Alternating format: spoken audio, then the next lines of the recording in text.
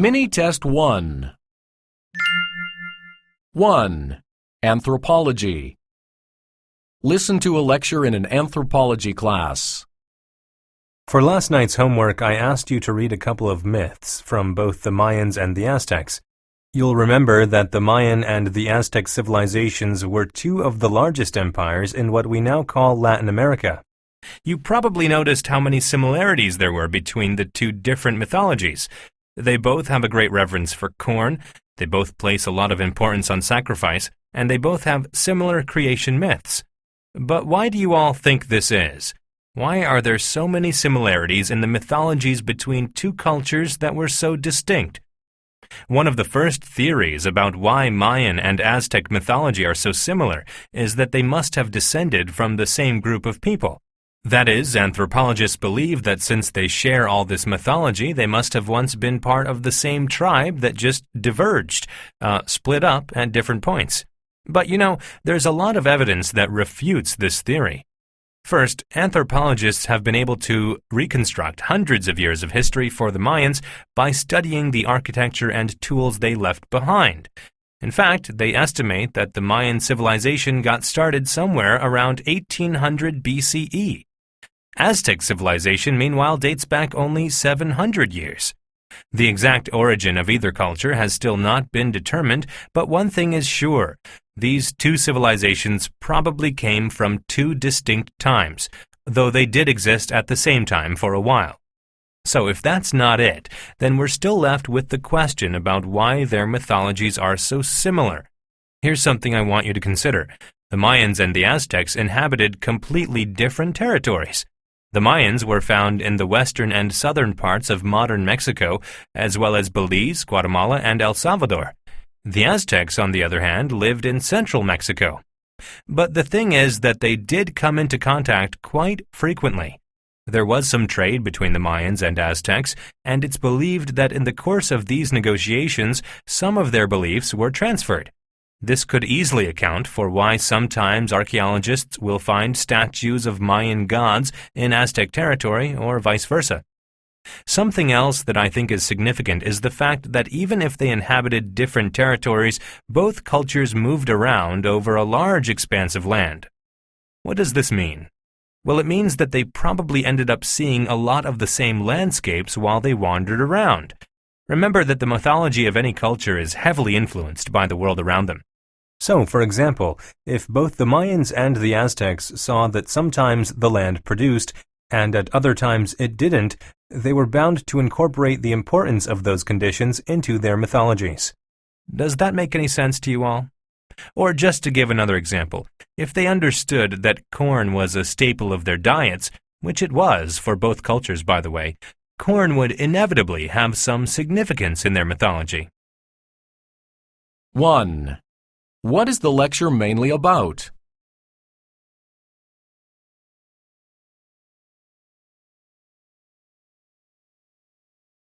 Two. What theory about the Mayans and Aztecs does the professor support?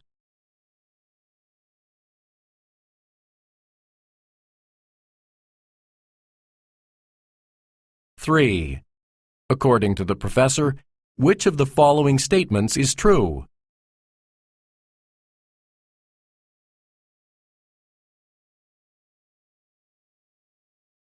Four. Which modern countries are in the same areas the Mayans used to live? Choose two answers.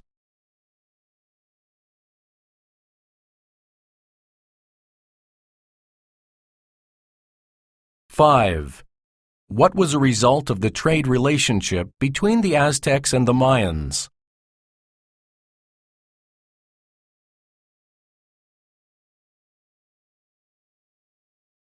6.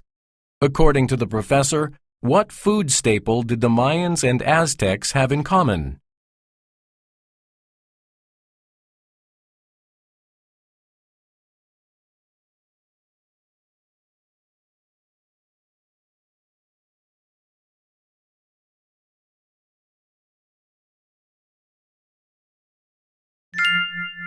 Two.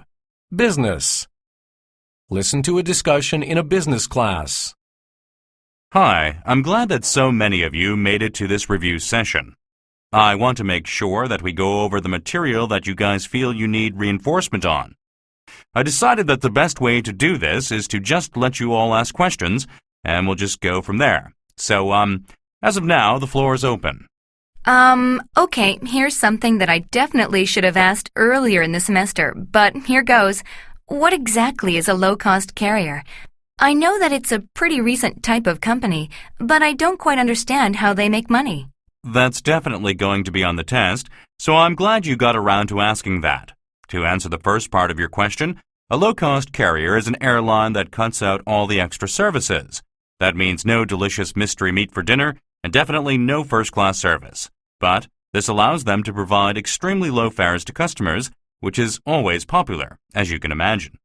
Ah, so they make money by bringing people in with low prices. But that's really only part of it, isn't it? I mean, there's more to the low-cost carrier business model that helps them make money. Do you remember some of the features of the business model? Well, I think they're able to cut costs by only operating one kind of plane. That's a great point. Let me explain. See, by only using one kind of plane, the company is able to save on training costs.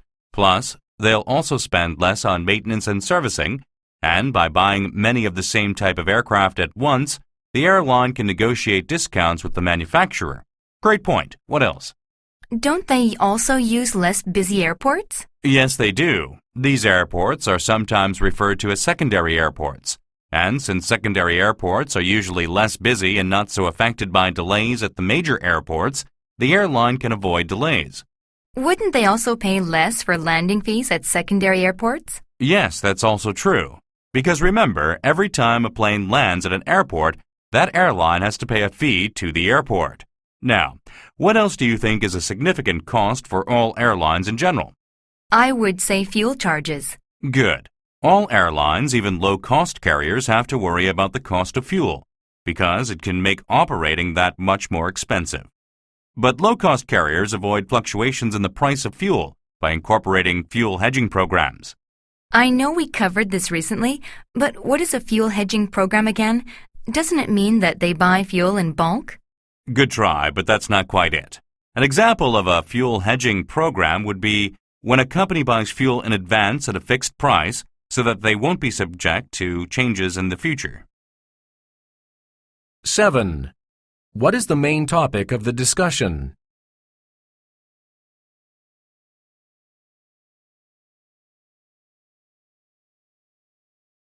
Eight.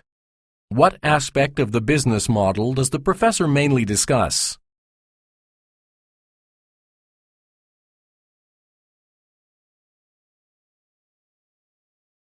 9. According to the professor, what content will be on the test?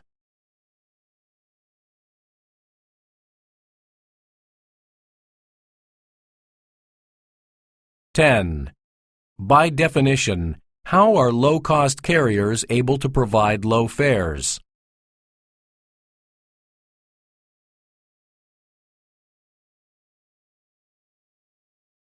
11.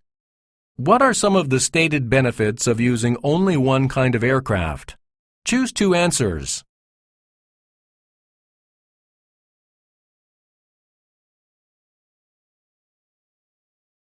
12.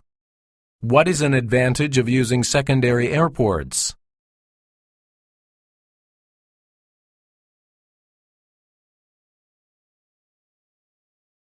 13. What is fuel hedging?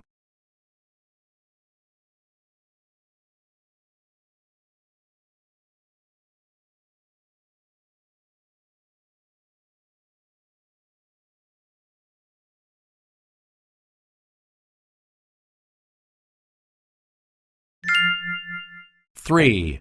Service encounter. Listen to a conversation between a student and a university employee. Good afternoon. How are you today? I'm good, thank you. But, well, I have a weird question.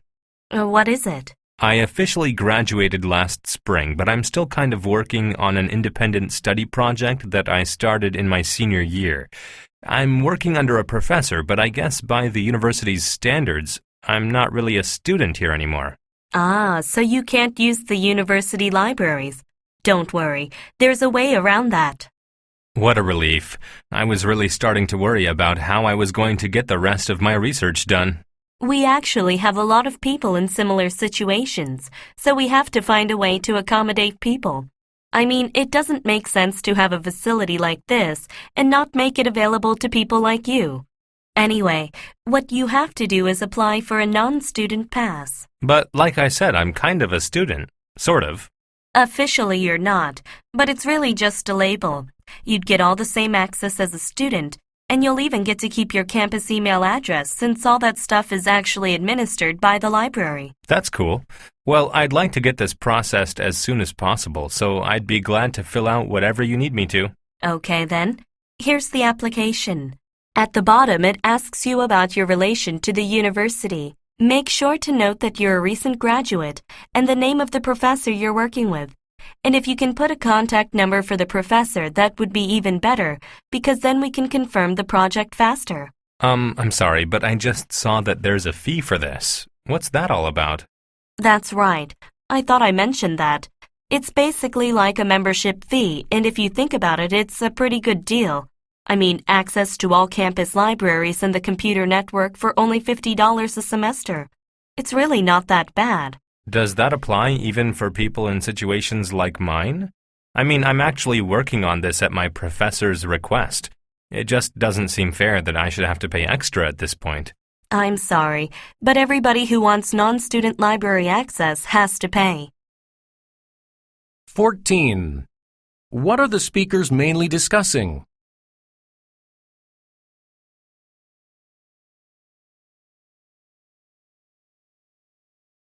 15. What feature of the non-student pass does the librarian mainly discuss?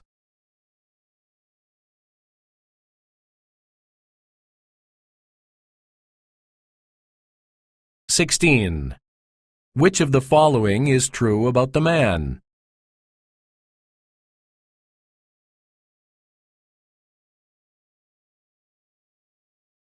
17. Why does the man still need to use the university library?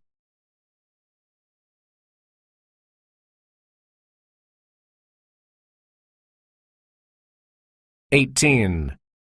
What is a disadvantage to having non-student access?